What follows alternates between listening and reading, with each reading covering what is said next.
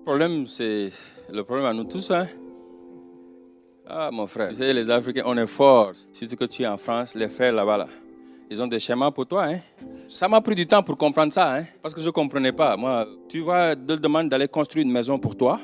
Ils vont voir avec le quincaillerie là-bas. Bon, on va lui demander facture 100 000 francs, si c'est 60 000 francs, pour qu'eux aussi, chacun a 20 000 francs. Ils t'envoient même parfois des photos.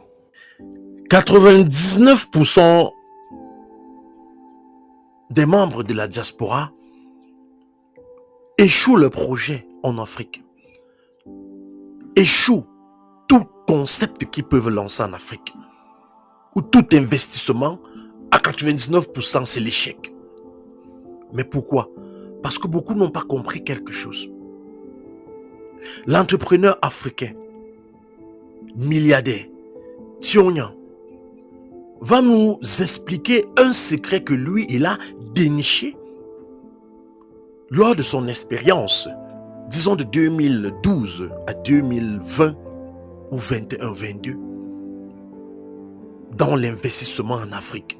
Et il va partager ce secret avec toi dans cette vidéo. Je t'invite à regarder cette vidéo jusqu'à la fin. Si tu veux réussir ton projet, si tu veux réussir au pays, c'est maintenant que tu dois commencer à te préparer. Et si tu as déjà lancé le projet, écoute ceci pour rectifier le tir. Parce que si tu ne le fais pas, tu vas échouer ton projet. Et ce conseil, tu l'auras dans cette vidéo. Si c'est la première fois que tu arrives, avant de regarder la vidéo, tu me lâches un pouce bleu. Tu te présentes en commentaire et tu dis depuis quel pays tu nous regardes. Et ensuite, tu partages la vidéo. Tu invites les autres de nous suivre. Parce que seul on va vite, mais ensemble on va très loin. Le mouvement s'est réussi au pays. Maintenant, on va regarder, écouter le conseil du Tionyan. Regarde jusqu'à la fin. Je vais partager quelque chose avec toi. Bonsoir. Moi je me présente, je suis Wilfried Agosso, je suis d'origine béninoise. Ça fait 20 ans que je vis en France. J'étais venu au départ pour faire mes études. Donc j'ai un diplôme d'ingénieur en génie civil. Ici en France, j'ai créé mon bureau d'études il y a à peu près 1 an. Donc, bravo. Merci. J'ai commencé à faire comme vous en étant ici. Donc j'ai créé une ferme au Bénin. On exploite 50 hectares. On fait au Bénin, à Djidja, ça s'appelle. Donc, quand je vous ai écouté, en fait, je me suis un peu retrouvé dans tout ce que vous avez dit parce que c'est compliqué. C'est très compliqué, surtout, bon, moi je manage la plupart du temps à distance. Vous êtes sur place, donc moi c'est encore plus compliqué de gérer des choses à distance. Mais on y arrive, on a fait, cette saison, on a semé 20 hectares de soja. C'était pas facile, mais on y est arrivé. J'ai 5 salariés sur place. Mais le gros problème, c'est la main-d'œuvre localement. Le gros problème, parce que moi j'ai du boulot, je cherche à recruter des ouvriers, mais je n'en trouve pas. C'est très compliqué. Ils viennent en 2-3 jours, ils demandent à être payés, et puis après, voilà, ils s'en vont parce qu'ils veulent régler un problème immédiat.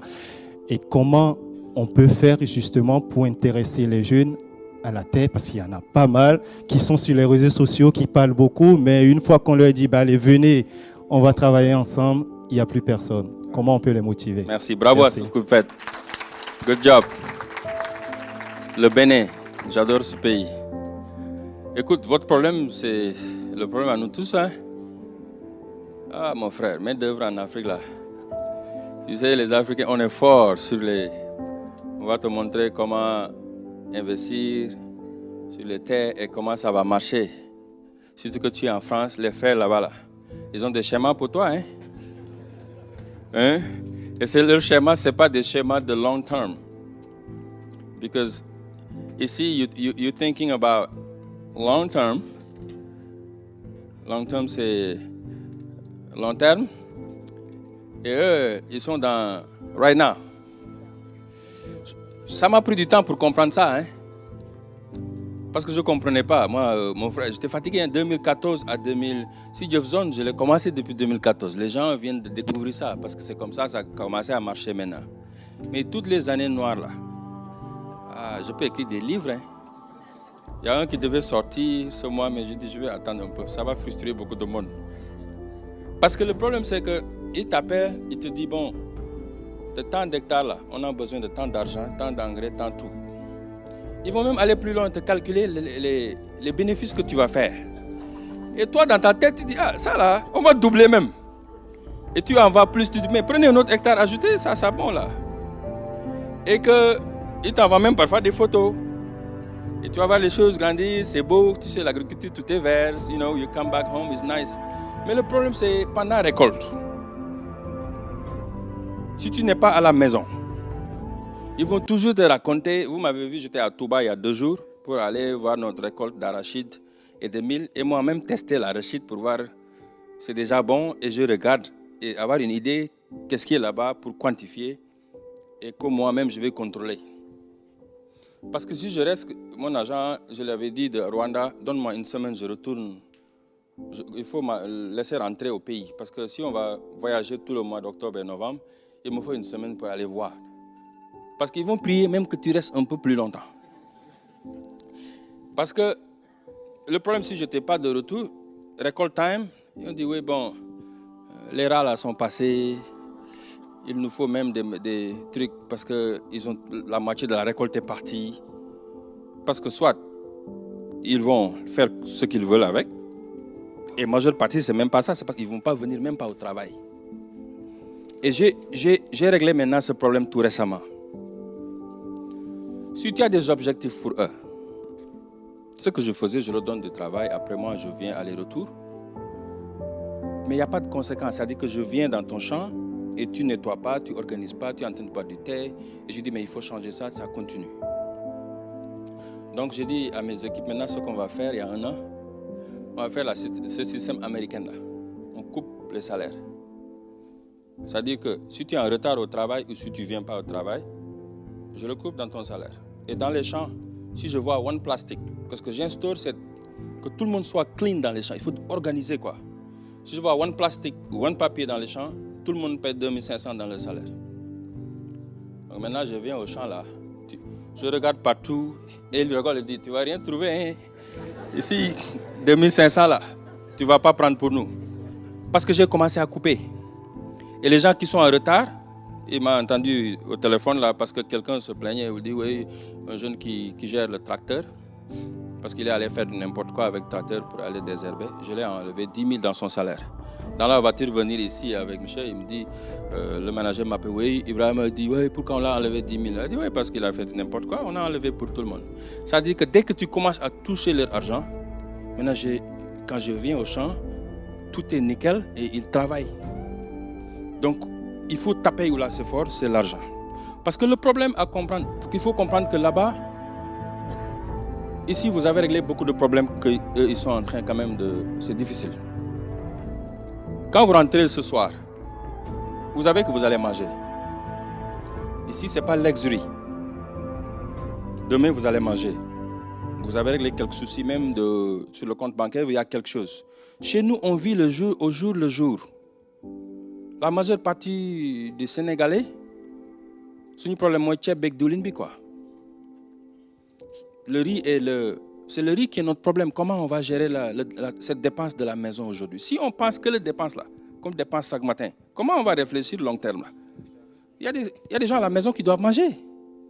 Donc toi, quand tu parles de long terme, il dit oui. Mais on attend quand tu sors l'affaire là, combien on va gagner encore? Tu vas te demander d'aller construire une maison pour toi. Ils vont voir avec le quincaillerie là-bas. Bon, on va lui demander facture 100 000 francs, si c'est 60 000 francs, pour qu'eux aussi chacun a 20 000 francs. Parce qu'ils veulent acheter tchèp et riz. C'est pourquoi le travail qu'on est en train de faire est extrêmement important. Il faudra qu'on règle ce problème de dignité pour la jeunesse africaine. Parce qu'un pays qui ne mange pas à sa faim, il ne peut rien créer ou construire. C'est pourquoi on n'innove pas, on n'a pas ce temps. On forme des insulteurs chaque jour dans les réseaux sociaux parce qu'il n'y a que la frustration, tu les comprends. Des gens, tu te lèves le matin à la maison, il n'y a pas de dépenses comme chez mon grand-père. 4 jours, tu ne manges pas. Et que toi, tu vois tes amis, tes cousins, ils voyagent partout, aller-retour dans les avions. Et toi, tu es chez maman, tu n'as même pas 50 francs pour acheter café. Et pour le repas, il faut que maman t'appelle pour manger. Le dîner, maintenant, au Sénégal, nous avons fondé ou mais c'est vrai, loolu moo xew réew ma demal dëkk ba nga xool nga génn town pour dem Pikine ak côté Mbour Kaolack. Papa gère maintenant que le lunch, hein. Le dîner, tout le monde se débrouille. Bol dof amatul town de. Mais c'est vrai. Donc ce jeune-là, si tu veux lui faire travailler, il faut l'aider, le responsabiliser à comprendre que lui aussi, il va gagner plus que tu lui donnes. Tu leur donnes des parts aussi de cette entreprise qu'il faut les responsabiliser, qu'ils puissent prendre et gagner plus. Parce qu'on donne aussi des emplois, mais même ceux qui ont de l'emploi, ils sont pas bien payés. Comment tu peux gérer une famille? Location est chère à Dakar et tu rentres chaque soir, par exemple, à Rufisque ou bien Kermassar, le transport. Tu prends 1500 aller-retour, ça va te prendre quoi, 40 000 et pour manger là-bas et gérer la famille, la scolarité des enfants et tout, tu n'as même pas salaire de 100 000 francs. Imaginez, c'est pauvreté extrême. And Bob Marley l'avait dit, un hungry man is an angry man. C'est la réponse pourquoi les jeunes insultent toujours sur les réseaux sociaux. Je ne cautionne pas ça. Mais c'est parce qu'ils ont faim. Parce que vous avez tout ce que vous avez besoin. Est-ce que vous avez le temps d'être sur les réseaux sociaux et insulter les gens? Vous ne pouvez pas parce que vous avez d'autres choses à faire. Donc mon frère, il faut rester patient. Don't give up. Ça va aller. Tu vas apprendre comme je l'ai fait. Ça va être difficile. Moi, en un an, j'ai laissé les champs et je me suis retourné encore en 2015. Mais continue. Tu vas trouver des bonnes personnes tôt ou tard, si tu ne lâches pas. Et ils vont t'aider à to go to the mountain top. Mais ça va prendre du temps. Parce que nous, on a fait le contraire. Ici, ils ont réglé ce problème d'abord. Après, maintenant, ils construisent des routes, ils construisent des autoroutes, ils construisent des stades, entertainment. Tu vas aller entertainment, match de football, tu rentres, tu ne peux pas manger. Nous, le problème, on veut compétir aux États-Unis sur les réseaux, sur les infrastructures. On va compétir contre la France sur les infrastructures, les nouveaux aéroports, tout ça là, c'est bon. Mais on doit régler le problème de l'autosuffisance alimentaire d'abord. Et cette question de la formation des jeunes, science and technology, pour que ces jeunes puissent compétir avec le monde et créer des applications, créer ce qui va changer le monde et faire partie de cette économie moteur du monde entier. Les Africains sont absents dans cette révolution qui est en train de se faire. Parce que nos leaders n'ont toujours pas compris les priorités. Ils n'ont pas compris. Si vous n'avez rien mangé depuis 2 jours, là, vous venez ici m'écouter là. Qu'est-ce que vous allez comprendre quand je quitte ici? J'ai dit, bon, ce gars-là, il est venu du Sénégal, il n'a rien dit, hein? Parce que tu n'as pas mangé. C'est ça notre problème. Donc, cette responsabilité, ce n'est pas seulement les leaders, c'est vous aussi. Aidez-nous à venir créer des entreprises. Prenez le courage aussi de venir investir. Ne vous découragez pas. Même ici, c'est difficile. Mais on trouve toujours les moyens. C'est encore plus difficile au bled, comme vous dites ici. Mais ne lâchez pas. Parce que si on lâche, ça va être pire. Hein? Parce que l'avenir, c'est là-bas et c'est ce qui est en train de se passer en Afrique. C'est-à-dire le monde est en train de venir là-bas. Là. C'est comme les Hungry Lions. Everybody grabbing. Et nous, on est absents. Voilà, good luck and du courage. Thank you.